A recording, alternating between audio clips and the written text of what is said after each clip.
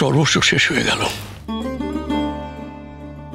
সর্বস্ব শেষ হয়ে গেল? হ্যাঁ, তখন থেকে তুমি ডায়লগ দিয়ে যাচ্ছ সর্বস্ব শেষ হয়ে গেল, সর্বস্ব শেষ হয়ে গেল।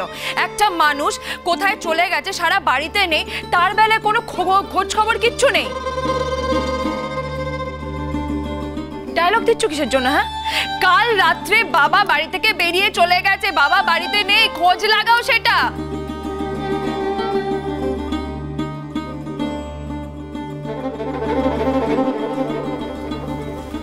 চিনি এলো না, আমাকে জোর করে ঠেলে পাঠিয়ে দিল। আসলে ওর মনটা ভালো নেই, কালকে যেটা ঘটেছে ও খুব কষ্ট পেয়েছে, ওর অভিমানে আছে। ও বলছে বাবা যতক্ষণ না সব কিছু বলবে ততক্ষণ এখানে আসবে না, বাবার কাছে আসবে না। কিন্তু কালকের ঘটনার পরও আমাকে পাঠালো, বললো দেখো বাড়িতে সব ঠিক আছে কিনা। আচ্ছা মা, আপনি সকালবেলা ঠিক কখন খেয়াল করলেন যে বাবা নেই? হ্যাঁ, আমি সকাল থেকেই খেয়াল করছি যে নেই, তবে ভাবলাম এই পাড়ায় তো যায়, আড্ডা দিতে চলে আসবে, তো দেখছি আসি।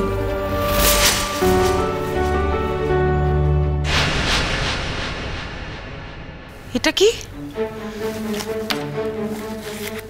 কি দেখে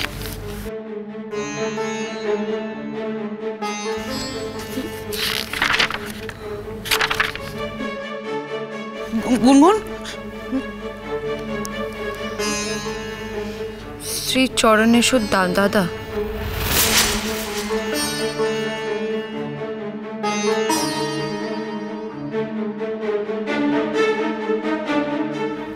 জ্যাঠাই, বাবা বোধহয় এই চিঠিটা তোমাকে লিখে গেছে।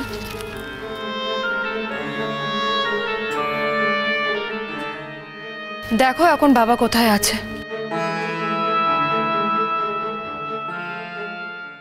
আর তো কোনো চিন্তা থাকার কথা নয়, এই চিঠি থেকেই আমরা সব জানতে পেরে যাব। মেজ বৌদি? হ্যাঁ ঠাকুরজি। হ্যাঁ, আমি স্কুল যাবার আগে একবার দেখা করে গেলাম, যদি মেজদা আমার সাথে কিছু কথা বলে।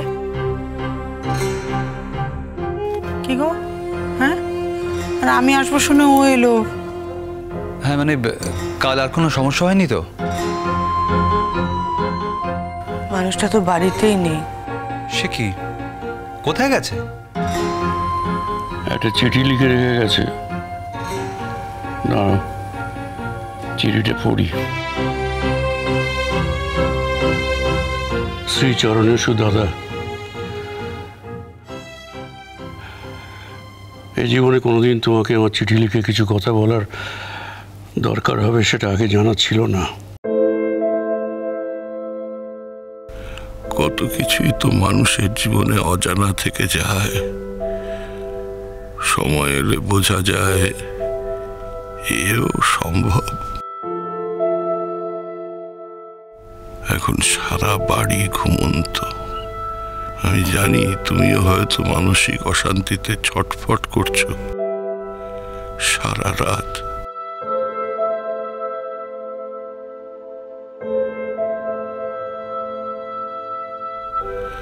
তারপর বৌদিও বাড়িতে নেই, তোমাকে জোর করে বকে ধমকে ঘুম পাড়ানোরও কেউ নেই। হয়তো কাল রাতে ঘুমের ওষুধটা তুমি খাওয়াইনি, হয়তো জেগে কাটাচ্ছ সারা রাত। আর কিছুক্ষণ পরে হয়তো মন ভার নিয়ে নিচে নেমে আসবে। হয়তো ভাবছো সারা জীবন ধরে এ কি পণ্ডশ্রম করলাম, আমার ভাই এমন একটা অমানুষ তৈরি হলো যে এমন কুকীর্তি করে যে স্বীকার করতে লজ্জা পায়। দাদা, আমি কাল রাতে বুঝেছি এই বাড়ির কেউ আমার সঙ্গে নেই।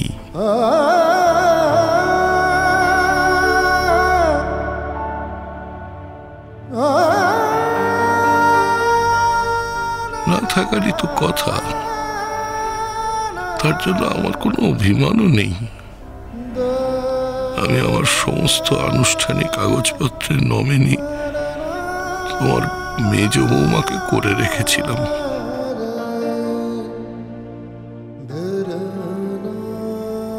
আমি সেই সব প্রয়োজনীয় কাগজে সইও পর্যন্ত করে দিয়েছি। হয়তো আর চাকরি করব না, অফিসের প্রয়োজনীয় কাগজপত্র পাঠিয়ে দেব। আমার ভলান্টিয়ার রিটায়ারমেন্টের পর যে টাকা পয়সা পাওয়া যাবে তাতে এই সংসার আর তোর বৌমার কোনো অসুবিধা হওয়ার কথা নয়।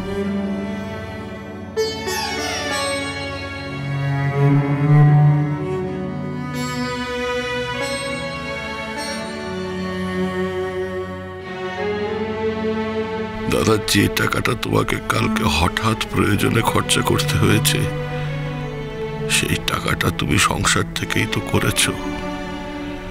আমার টাকা পয়সা পাওয়া গেলে সেই টাকাটা তুমি আলাদা করে সরিয়ে রেখো দাদা।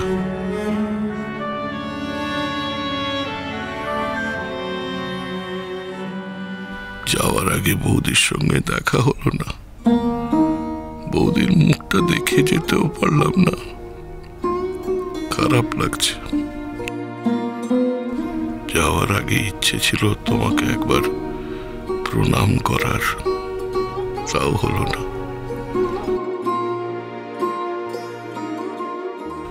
অকারণে প্রণাম করতে গেলেই তো তুমি সন্দেহ করতে।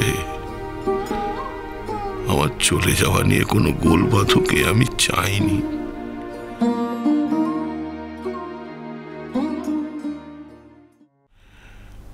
তোমার মেজ বৌমা আমার সঙ্গে এক ঘরে এক বাড়িতে থাকতে ঘৃণা বোধ করছেন, করারই কথা। তুমি এবং আমাদের পটকা পরিবারের অন্যরা আমার সঙ্গে কথা বলতে স্বচ্ছন্দ নয়। বেচারি গুনগুন আর মিষ্টি পরের বাড়ি থেকে আসা দুই মেয়ে কিছুতেই মেনে নিতে পারছে না, কেঁদে ভাসাচ্ছে। বারবার বলতে চেয়েছি, এমনকি ছোট বৌমাও তাই। কিন্তু দাদা, এ কথা সত্যি, যে কাজ আমি করেছি, যে মূর্খামি আমার দ্বারা হয়েছে, তা আমি প্রকাশ করে বলতে পারবো না।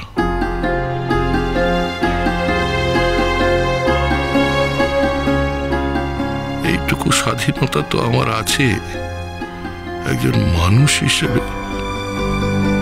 আমি কি বলতে চাই আর কি বলতে চাই না, সেটুকু তো আমি ঠিক করতে পারি নিজে।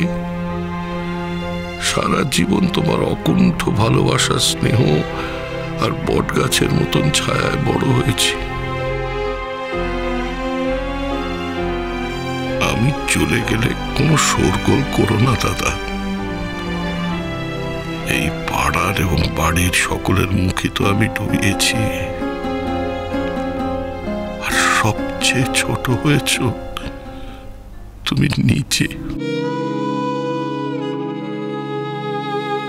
তাই তোমার উঁচু মাথা আর হেঁট করব না। এই শপথ থেকেই চিরদিনের মতো বাড়ি ছাড়লাম।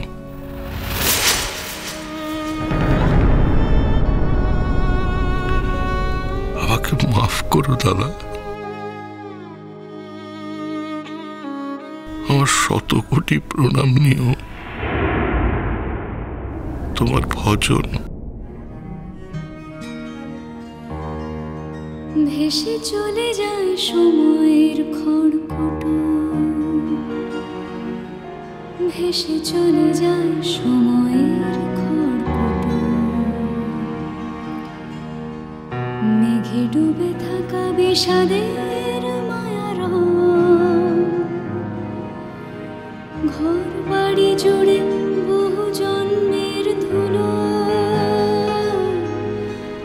আঁকড়ে ধরাই আজ সম্বল। ভেসে চলে যায় সময়ের খড়কুটো। স্রোতের উজান স্রোত ভাটিয়ার স্রোতে ভাসে খড়কুটো সময় নদীতে উথাল পাথাল উড়ো ঘুড়ি ছেঁড়া সুতো স্রোতের উজান স্রোত ভাটিয়ার স্রোতে ভাসে খড়কুটো সময় নদীতে উথাল পাথাল এক মুঠো দুই মুঠো সোনা হয়ে যায় পুরনো দুয়ার ঘর বাড়ি চেনা মুখ স্রোতের সন্ধ্যা স্রোতের আজান স্রোতের দুঃখ সুখ খড়কুটো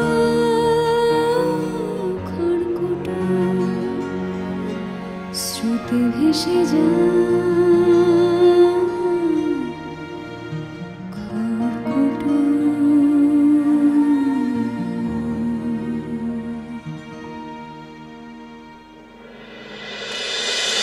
খড়কুটো